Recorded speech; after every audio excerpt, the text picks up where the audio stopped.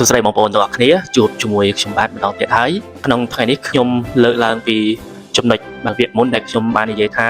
ត្រូវតែរៀបចំផែនការសម្រាប់ការ trade ហើយនឹងរៀន check ទៅលើប្រវត្តិរាល់ការ trade ទាំងអស់ជារៀងរាល់សប្តាហ៍បាទអញ្ចឹងថ្ងៃនេះខ្ញុំចង់មកលើកយកចំណុចទី3ដែលយើងមុននឹង trade គឺយើងត្រូវតែរៀបចំផែនការសម្រាប់ធ្វើការ trade រៀបចំផែនការគឺមានអ្វីខ្លះរៀបចំ set up ដើម្បីរកតំបន់ទិញហើយនឹងលក់បាទអញ្ចឹងបន្ទាប់ពីយើង set up រួចហើយគឺយើងរៀបចំ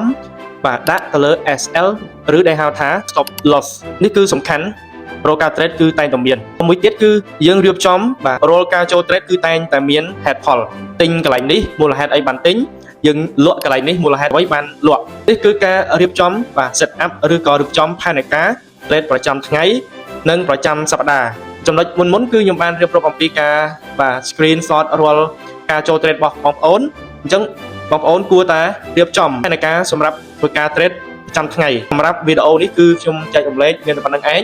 ហើយបើសិនជាបងប្អូនមានចម្ងល់ឬក៏សំណួរបងប្អូនអាចធ្វើការទំនាក់ទំនងមកខ្ញុំបានហើយសាកសួរព័ត៌មានបន្ថែមទៀតបាទអរគុណបងប្អូនអរគ្នា